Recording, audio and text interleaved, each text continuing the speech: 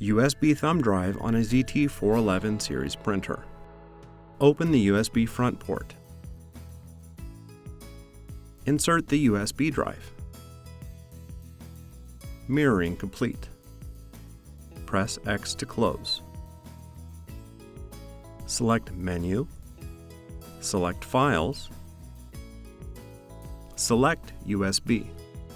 Select Copy Files to Printer. Select All. Select Check to confirm. Operation in progress.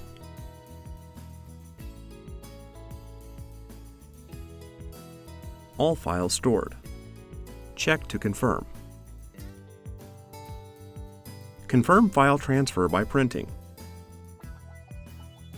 Print asset lists.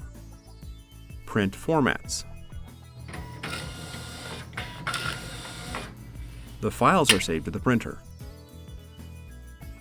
Select Home. Remove the USB drive. Close the USB front port.